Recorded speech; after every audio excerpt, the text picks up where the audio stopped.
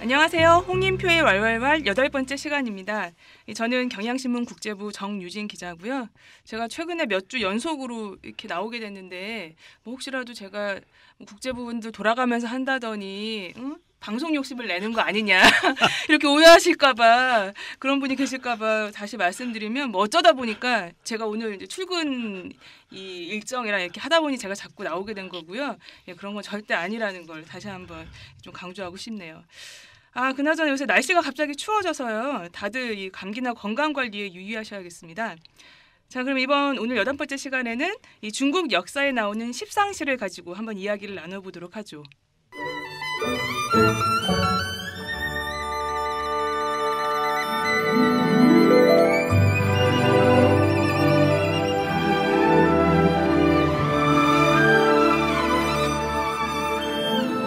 지금 제 옆에는 경향신문 최고의 중국 전문가 홍인표 국제부 에디터 나와 계십니다. 예, 안녕하세요. 네, 안녕하세요. 지난번에 제가 감기 걸렸다고 말씀드렸는데 홍 국장이 지금 콧물을 막 흘리고 계시네요.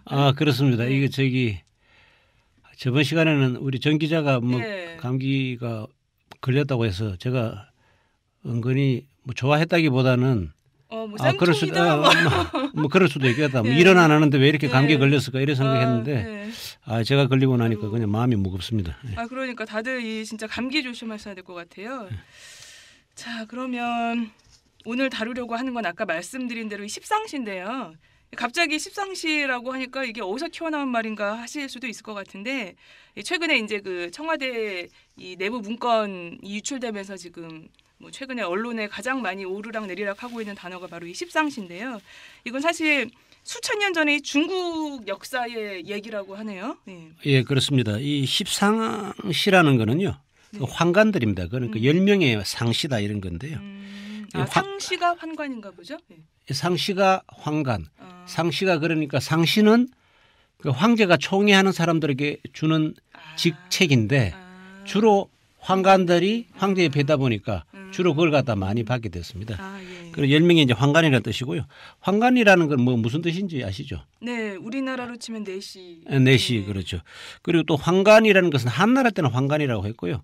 명나라, 청나라 때는 또 무슨 다른 이름으로 있지 않습니까? 태감이라는 이름으로 됐습니다. 그러니까 환관, 태감, 내시 다 똑같은 얘기입니다. 예. 원래부터 중국 황실에서 거세한 남성을 갖다가 쓴 건 아니고요. 한나라 때까지는 예를 들어서 뭐 멀쩡한 사람들도 일을 했습니다. 그런데 한나라 광무제 때부터 이제 거세한 남성을 갖다가 환관으로 쓰기 시작했다. 혹시 그건 왜 그런지 알 수 있을까요? 아무래도 정상적인 남성 같은 경우는 사고가 일어날 가능성이 높지 않습니까? 그죠? 그 수많은 후궁들이 있고 하니까 황제 입장에서는 부담스럽겠죠. 그래서. 그럼 한국이 내시를 쓴 것도 사실 한나라 때부터 바뀐 거를 받아들여서 따라한 거라고 보면 되겠네요. 예, 그렇습니다. 예, 그 영향을 다 받았다고 봐야죠. 예. 그래서 이제 십상시가 나오는 거는 한나라 말기입니다. 그러니까 한나라 말기라는 건 서기 180년. 서기 180년이니까 1830년 전에 이런 일이 있었다는 겁니다. 예. 십상시 우리가 지금 말하는 십상시는 1830년 전의 사람들을 지금 다시 호출해서 우리가 지금 얘기하고 있는 그렇습니다. 거네요. 네. 아니 그러면 십상시라면은 상시가 이제 이 환관들을 가리키니까 10명의 환관들 이렇게 보면 되는 거겠네요. 예, 그렇습니다. 그런데 이제 그것이 판본이 두 개가 있어요. 하나는 환관이 10명이라는 데가 있고 어떤 데는 환관이 12명이라는 데가 있습니다. 그래서 보면 후한서라는 그 역사서가 있지 않습니까? 그 역사서에서는 12명이라고 그럽니다. 이 환관이 십상시라는 게. 그러니까 12상시죠. 그러니까 어떻게 보면. 그리고 삼국지연이라는 소설이 있지 않습니까? 우리가 흔히 알고 있는 삼국지라는 소설. 거기를 보면 십상시 그러니까 거기에는 10명의 환관이 나옵니다. 그런데 이제 제 생각에는 소설보다는 역사서가 더 좀 신빙성이 간다. 그래서 십상시는 10명의 환관이 아니고 12명의 환관이더라. 뭐 이렇게 말씀을 드릴 수가 있겠고요.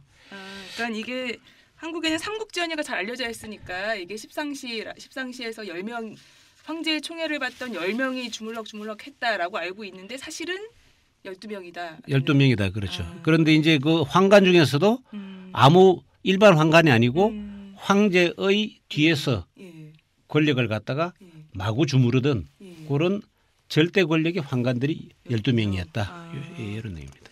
후한 시대였다고 하셨잖아요. 예, 그래서 후한입니다. 이 후한 시대에 황제 강력한 왕권을 가지고 황제가 있었을 텐데 십상시가 이렇게 나라 전체를 주물럭댔다고 하니까 당시로 황제는 뭘 하고 있었나요 그때? 예, 그러니까 이제 그게 이제 나라가 망하기 직전이죠. 예. 그죠? 나라가 망하기 직전입니다. 그 당시에 그 한나라 황제는 그 영제라는 황제였는데요. 한나라 마지막 황제, 앞황제. 그러니까 뭐라고 얘기해야 됩니까? 그러니까 마이너스 2 황제라고 해야 되나요? 이분은 이제 원래부터 궁중에서 생활했던 건 아니고 앞에 황제가 후사가 없이 세상을 떠났는데요. 그래서 이제 실력자들이 야 뭐 없냐 해가지고 어디 시골에서 살고 있는 황제 후손 하나 찾아내가지고 황제로 모셨습니다. 그러니까 사실 십상시들이 지들이 입맛에 맞는 애를 안 친 거군요. 그렇죠. 예. 그러다 보니까 이제 이분은 이제 황궁에 데리고 와가지고는 그 어떻게 했겠습니까? 후궁들하고 놀게 하고 정사에는 신경을 쓰지 말게 하는 거죠. 왜냐하면 정사는 우리가 해야 되니까 황제는 그냥 계속 놓으십시오. 이런 식으로 했고요. 그래서 이제 십상시가 폭정을 일삼고 또 매관매직을 했거든요. 그러니까 돈을 받고 이제 관직을 막 팔았습니다. 예, 그렇게 했기 때문에 그러다 보니까 황건적인 난이라고 어디서 많이 들어봤지 않습니까? 황건적인 난이라든가 이런 농민들이 못 살겠다 해서 들고 일어난 그러니까 농민들의 봉기가 잇따라 일어난 거죠. 맞아요. 제가 삼국지를 좀 처음부터 끝까지 읽어보겠다는 목표를 세우고 초반에 좀 읽었는데 처음 나오는 얘기가 바로 이 십상시의 얘기였던 거 그렇죠. 같아요. 맞습니다. 그러면 이제 이 십상시 중에서도 특히 이 사람들을 이끌었던 이 핵심 두목, 그러니까 우두머리인 환관이 장양이라는 사람이었다고 그 삼국지 보니까 이제 나왔던 기억이 어렴풋이 나는데 이 사람에 대해 좀 그럼 소개를 좀 해주시면 어떨까요? 네, 이 십상시를 이끄는 사람은 그러니까 장양 지금 말씀하신 장양인데요. 그것도 이 사람 말고 또 조충이라는 사람이 있습니다. 그래서 투톱 체제라고 할까요? 뭐 이렇게 할 수 있는데 그래 한나라 그 영제 황제는 그 장양을 갖다 아버지라고 부르고 조충을 갖다 어머니라고 부르고 할 정도로 굉장히 가까웠다고 합니다. 그 이제 물론 장양 같은 경우는 처음에 들어올 때는 말단으로 들어왔는데 워낙 그 머리가 비상하고 또 재주가 좋아가지고 황제들이 그렇게 총애해서 마지막에는 이제 황간의 가장 높은 자리가 중상시라고 하는데요. 중상시까지 승진을 했고요.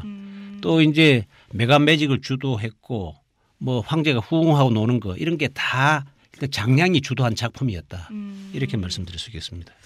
그러면 좀 뭐 모르는 사람도 있을 것 같아서 좀 제가 궁금해서 여쭤보는데 원래 환관의 역할은 구체적으로 뭔데 정치에 어떤 식으로 이 사람들이 개입을 그러니까 귓속말로 막 이렇게 어떤 식으로 하는 그렇습니다. 이 환관이라는 게 크게 봐서 두 가지 부류가 있습니다. 하나는 뭐냐면은 궁에서 일어나는 여러 가지 일을 사물을 처리하는 걸 갖다가 하는 게 있고 또 하나는 뭐냐면은 황제나 황후같이 황후의 척근에서 그러니까 서비스를 한다가 시중을 드는 그런 경우가 크게 두 가지로 나누어져 있는데요. 그러니까 일 처리하는 사람들이야 뭐 그렇다 치더라도 황제 옆에서 시중을 드는 사람들 같은 경우는 황제의 복심이라 할까요, 그죠? 황제하고 아주 가깝게 되지 않습니까? 그러다 보니까 황제한테 뭔가 영향력을 행사하고 싶은 많은 관리들이라든가 또 상인이라든가 이런 사람들은 뇌물을 줘가지고 뭔가 하여튼 황제를 움직이고 싶어 하는 사람들이 그러니까 뭐 아침 수라 시중 들 때 넌지시 한마디 해줘. 그렇죠. 뭐 해줘. 이런 식으로 맞습니다. 참 그런 사람들이 이렇게 정치에 이렇게까지 무소불위의 힘을 개입할 수 있다는 건 정말 비정상적인 상황. 그런데 이게 사실은 한나라 때도 이렇지만 이게 계속 이어져 가지고요. 황관이 제일 많았을 때가 언제냐 하면 명나라 마지막 황제인 숭정 황제 때인데요. 그때 황관이 얼마인 줄 아십니까? 몰라요. 우리 9만 명입니다. 궁 안에 9만 명이 9만 명이요. 그렇죠. 9만 명 있습니다. 그리고 청나라의 어떤 황제 같은 경우는 30년 동안 정사를 안 봤어요.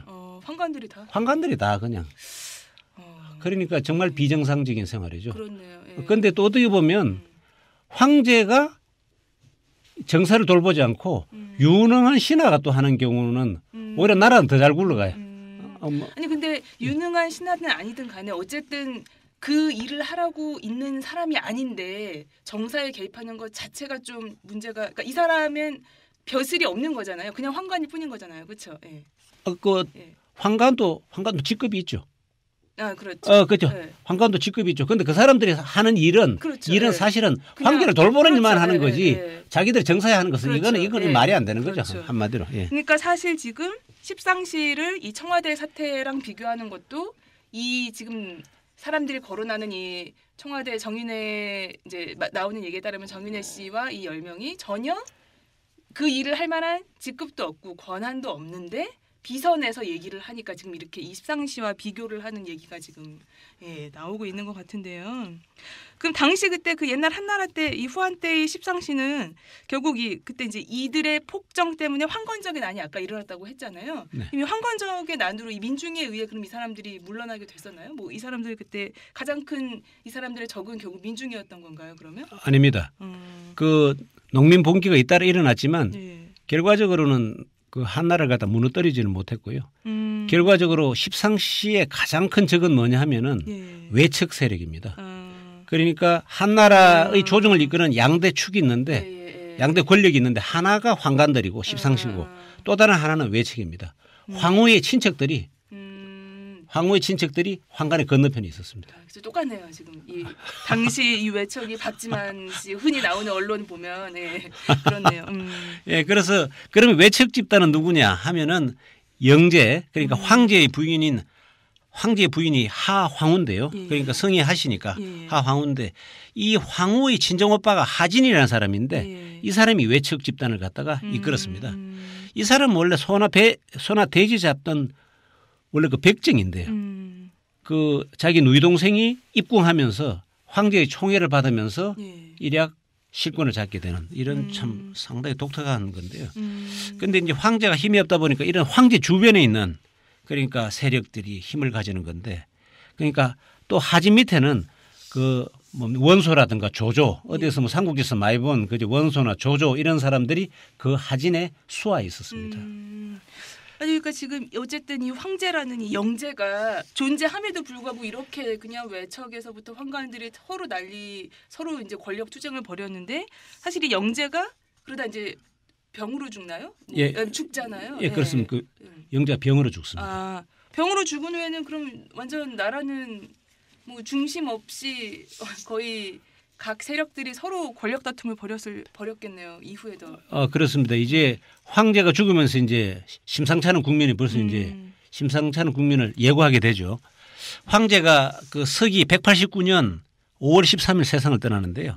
이분이 이제 세상을 떠나기 전에 몸이 안 좋으니까 병상에서 야, 이거 후계자를 어떻게 하느냐. 뭐 제일 중요한 게 후계자지 않습니까? 그죠? 후계자를 어떻게 하느냐. 이런 게 있었는데 이 영제한테는 아들이 둘이 있었습니다. 하나는 황후가 난 유변이라는 아들이고요. 이 친구는 맏아들입니다. 그 둘째는 왕민이 난 후궁 왕민이 난 유협이라는데 그 황제는 이 맏아들은 좀 가볍고 애가 좀 믿음성이 없다. 내가 못 믿겠다. 그래서 둘째한테 이제 이걸 물려줘야 되겠다. 이런 얘기를 하는 겁니다. 그런데 그때 황제 옆을 지키고 있던 황관이 건석이라고 하는데 이분은 십상시에 한 판본에는 들어가고 또 다른 판본에 안 들어간 이 건석이라는 황관이 나름대로 충고를 합니다. 황제 폐하. 만약에 황제 폐하 뜻대로 둘째 아드님을 갖다가 아드님에게 황제 자리를 물려줄 것 같으면 먼저 해야 될 일이 있습니다. 뭐냐. 맏아들의 외삼촌 그 당시 당대 최고의 실권자 하진을 갖다 먼저 처단을 하십시오. 하진을 처단 안 했다가는 이제 뭐 일이 걷잡을 수가 없다. 이렇게 얘기를 하니까 황제가 일리가 있다. 해서 하진을 갖다 입궁을 시킵니다. 그 하진에 이제 황제가 들어오라니까 몸으로 들어가죠. 그런데 황관 건석의 측근 중에 한 사람이 이 하진이 워낙 실권자이기 때문에 그 사람한테 또 이렇게 나름대로 동조적인 세력이지 않습니까? 그 사람이 궁 입구에서 하진한테 눈짓을 하는 겁니다. 들어오지 마라. 그러니까 들어오지 말라고 뭔가 눈짓을 하니까 하진이 직감적으로 이거는 문제가 있었다 해가지고 입궁을 안 하고 도로 집으로 돌아갑니다. 그러면서 이 사람은 직감적으로 이거는 십상시들의 소행이다. 나를 죽이려고 한다. 해가지고 그때 밑에 소하의 장군들하고 협의를 합니다. 이 이제 십상시 이 사람들이 어떻게 처단을 해야 될 것이냐. 그걸 갖다가 장군들하고 논의를 하죠. 그러니까 서로 자기네에게 유리한 후계자를 세우려고 이제 이 외척과 이 환관들이 한판 승부를 이제 벌이기 시작하는군요. 그래서 결국 황제 자리 누구한테 넘어갔나요? 예, 결국은 이제 어떻게 되냐면은 황제는 그대로 죽죠. 예. 그러니까 원래 하진을 죽이려고 했는데 그 의도를 갖다 실천하지 못한 채 이분은 이제 세상을 떠나버립니다. 그래서 이제 하진 같은 경우는 측근인 아까 말한 원소 있지 않습니까? 네. 원소에게 시켜가지고 어림군 그러니까 황실 친위대 예, 예. 5천 명을 이끌고 입궁을 시키도록 하죠. 그래서 완전히 궁을 갖다 완전히 장악합니다. 하진이. 그래가지고는 황제 빈수 앞에서 다음 황제는 자신의 조카인 유변이다. 그러니까 맏아들 예, 예. 이렇게 발표를 하죠. 그런데 이제 십상시하고 외척 집단의 충돌이 이제 그거로 끝나는 건 아니죠. 뭐냐면 십상시 입장에서는 외척 집단한테 일단 이니셔티브를 뺏겼으니까 예. 뭔가 이제 만회를 하려고 예. 하죠. 그러니까 여기에 대해서 이제 원소 그러니까 하진의 최측근인 원소는 예. 십상시 이대로 두면 안 됩니다. 그렇죠. 얼른 빨리 처단해야 된다고 이렇게 얘기를 하죠. 음.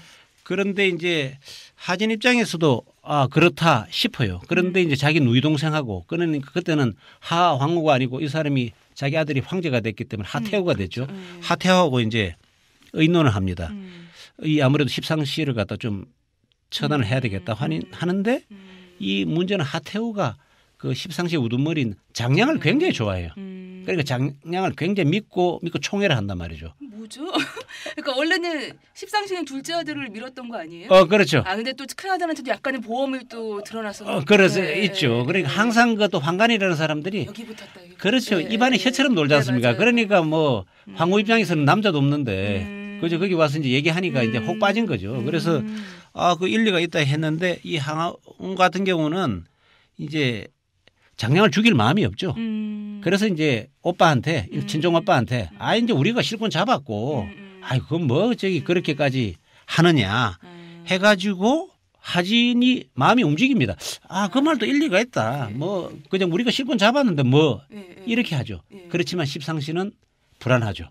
그래서 뭔가 나름대로 또 계책을 꾸밉니다.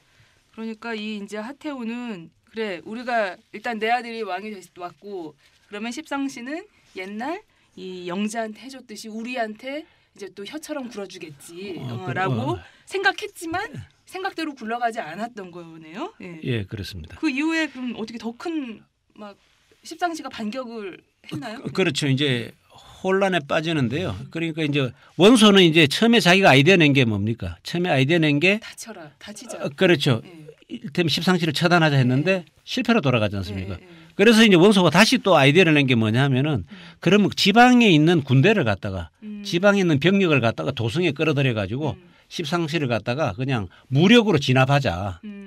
그러니까 거기서 이제 궁정 쿠데타식으로 처단을 하려고 했는데 이런 식으로 합시다 했는데 그 당시에 그 원소 밑에 일단 조조가 있었는데 조조는 외지에서 군대를 끌어들이면 일이 더 커질 거라고 생각했어요. 이게 일이 해결되는 게 아니고. 그래서 조조 얘기는 뭐냐면 십상시를 갖다가 뭐 얼른 잡아가지고 그렇죠. 잡아가지고 감옥에 집어넣으면 뭐 그거로 상황 끝인데. 그렇죠. 황제인 유변이 그냥 감옥에 넣어라. 넣으라고 하고 하면 그거로 상황이 끝인데 뭐 이렇게 일을 갖다 복잡하고 그냥 어렵게 하느냐 이렇게 얘기를 해요. 그래서 하진한테 이런 얘기를 하는데 하진은 오히려 조조를 갖다가 야단을 칩니다. 당신이 무슨 엉뚱한 사심 있는 거 아니야? 그래가지고 조조를 갖다가 조조의 건의를 채택을 안 하고 원소의 건의를 채택하죠. 그래서 조조가 그때 한탄했다는 겁니다. 하진이라는 사람은 천하를 갖다가 움직일 제목이 못 된다 이렇게 이제 한탄을 했는데 아무튼 그 당시에는 실권자가 이제 하진이었기 때문에 하진이 원소의 개척을 해가지고 그 당시 서량이라고 서쪽 지방에 서쪽의 변경 지방에 그때 자사 동탁을 갖다가 그쪽에 보내서 그 당시에 동탁이 20만 대군을 갖다가 거기에 서량이라는데 주둔을 하고 있었어요. 그 동탁한테 들어와라. 십상시를 갖다가 이제 정리해야 되니까 들어와라. 근데 동탁은 굉장히 야심만만한 사람이었어요. 이 사람은 하늘이 내려준 기회다. 20만 군대를 갖다가 이끌고 무혈 입성을 하라니까. 그 웃으면서 이제 그 사람은 이제 일단 이렇게 들어오게 되는 거죠. 그래서 근데 이제 그렇게 되다 보니까 십상시 같은 경우는 20만의 일단 병력이 도성으로 온다니까 아주 굉장히 불안하죠. 나를 이제 치러 오는구나. 치러 오는구나 이제 그걸 갖다 이제 위기감을 갖다 느끼는 거죠.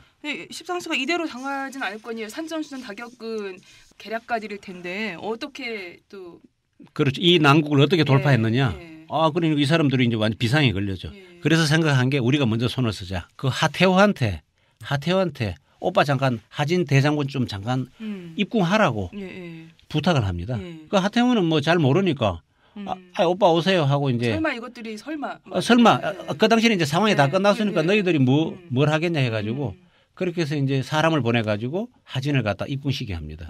그런데 이제 입궁하는데 그때 궁 안에 50명의 저격수랄까 그다음 무사들을 갖다가 장량이 배치를 하죠. 그래서 하진이 들어오자마자 그냥 그 자리에서 그냥 한 방에 한 번 죽이죠. 그런데 그때 이제 하진을 갖다 수행했던 게 원수하고 조조였는데 이 사람들은 궁 밖에서 아무리 기다려도 하진이 안 나오니까 큰 소리를 칩니다. 대장군 마차가 다 준비되어 있습니다 하고 큰 소리를 쳤는데 그때 날라온 게 하진의 목이었습니다. 그러니까 그걸 보고 원소하고 조조가 분기탱천해 가지고 그 궁으로 그대로 들어갑니다. 수염 없는 사람들이 이제 환관이니까 뭐 수염 없는 사람은 환관 아니더라도 다 죽였으니까 그날 하루 동안만 2,000명을 죽였습니다. 완전히 살육진이 벌어진 거죠. 아니 근데 이렇게 마음만 먹으면 언제든 칠 수 있었는데 뭐 그렇게 그동안 누굴 부르네 말 동탁을 부르네 마늘 참 살아있는 권력을 친다는 건 아무튼 쉬운 일이 아닌가 봐요. 그렇습니다. 진짜로. 맞아요. 아니 그래서 나머지 십상시들은 어떻게 그 자리에서 다 죽었나요? 아니면 도망가는데 성공했나요? 그 일부는 그 자리에서 죽고요. 이제 근데 이제 우두머리 그 장량 같은 경우는 어린 황제하고 그 이제 이복 동생 유협이라고 거기를 데리고 황제도 인질로 환제를 인질로 해가지고 저기 일단 궁 밖으로 빠져나가서 도망을 갑니다. 그런데 이 당시에 한나라의 도성이 뭐냐면 그 낙양이라는 데입니다. 그 하남성 낙양이라는 데인데요. 그 낙양에 보면은 우리 북망산이라고 있지 않습니까? 그죠? 북망산에 거기에다가 많이 이제 묘소를 많이 모시고 하기 때문에 그 북망산 기슭에 갔는데 그때가 밤 한 10시 정도 됐대요. 굉장히 밤이 됐는데 계속해서 군사들이 추격해 오지 않습니까? 그러니까 이거 이대로는 안 되겠다 해서 장량은 황하 강물에 투신 자살을 합니다. 이 콧물 투혼을 지금 홍 국장이 하고 계시네요. 그래서 이제 나머지 십상시 같은 경우도 이제 그때 궁 안에 있던 십상시들은 다 원소나 조조한테 다 그때 그 죽임을 당하고요. 그리고 동탁 오고 있었잖아요. 그래서 이제 동탁은 이제 왔죠. 와서 도성을 갖다가 무혈 입성해가지고 이제 동탁이 이제 정권을 잡은 거죠. 또 하진도 없어졌지 않습니까? 하진도 이미 없고. 그러니까 동탁은 이제 자연스럽게 우리 정권을 잡았어요. 그래가지고 어린 황제를 갖다가 폐위를 시키고 그 다음에 이복 동생 유협을 갖다 황제로 추대를 하는데 자기를 불러준 건 하진이었는데 그 하진의 조카는 폐위시켜버리고 그렇죠. 그래서 이제 어린 황제가 그 예를 들어 무슨 황제라고 그러잖아요. 그리고 무슨 황제라는 걸 갖다가 어떤 사람은 어떤 역사에서는 소제라고 부릅니다. 한소제, 한나라 소제라고 부르기도 하고 나이가 어렸다고. 이 당시 15살인가 그랬거든요. 그러기도 하고 어떤 경우는 이 사람이 이 황제가 제위가 1년이 안 됐어요. 그러니까 안 치는 거죠. 카운팅이 안 된다 이거죠. 그래 한나라 황제에서는 이 사람을 빼는 경우도 있습니다. 이 황제를. 아무튼 여기는 이제 폐위를 시키고 이복 동생 유협을 갖다가 황제로 추대를 하는데 요 이복 동생 유협이 바로 한나라의 마지막 황제 헌제입니다. 한헌제. 그런데 그 동탁이 또 정권을 휘두르다 보니까 그 뭐 여포하고 이제 왕윤이라고 해서 그때 초선이라는 뭐 그 여성을 갖다가 동탁한테 보내서 미인계로 해서 일단 동탁으로 죽이고요. 그러다가 다시 이제 그 남아 있는 게 원소하고 조조지 않습니까? 그것도 일전을 해가지고 거기서 조조가 이기면서 조조가 이기고 조조가 또 한나라 헌제를 갖다 모십니다. 이게 굉장히 중요한 거죠. 나름대로 정통성을 갖다 확보했으니까. 그러니까 한나라 헌제를 갖다 모시면서 조조가 한나라의 왕실의 뭐 정통을 잇는다 이런 식으로 해서 힘을 갖게 되는 거죠. 그런데 이제 일단 조조하고 원소하고의 전쟁에서 조조가 이기면서 바야흐로 이제 우리가 알고 있는 삼국 시대로 이제 들어가게 되는 겁니다. 참 이 중국의 이 옛날 이야기들 삼국 시대부터 해서 막 이 권력 암투 이런 것 들으면 참 재밌잖아요. 이 스토리들이 무슨 무협지도 아닌 것이 뭐 이렇게 막 재밌는데 한편으로 참 이건 사실 재미있을 수 있는 게 1800년 전 얘기잖아요. 그렇죠. 그때는 뭐 권력이라는 게 힘센 자가 가지는 때였던 거고 황제가 그 아버지한테 물려받은 게 권력이었던 거고 그러니까 1800년 전에나 있을 수 있었던 얘기인데 이걸 다시 이 21세기엔 한국 지금 이 모든 권력은 국민들에게서 나온다는 이 민주주의 국가에서 다시 당시에 빗댄 사건이 지금 벌어지고 있다는 게 참 재밌으면서도 씁쓸하면서도 참 안타까운 심정이 참 드네요. 참. 아니 홍 국장 아무튼 십상시 하는데 이게 대체 뭔가라고 궁금했을 분들은 오늘 이 홍 국장의 설명을 듣고 예, 좀 궁금증을 많이 푸셨을 거라고 생각이 됩니다. 예. 아니, 홍 국장 오늘도 너무 수고하셨고 지금 계속 방송하시면서 콧물 막 코 풀고 막 후적거리시고 막 좀 안쓰럽네요. 다음 주에는 꼭 건강하게 예, 다시 뵙기를 바랍니다. 예, 이번에 정 기자도 수고하셨습니다. 예, 감사합니다. 예, 다음 시간에 또 뵙겠습니다.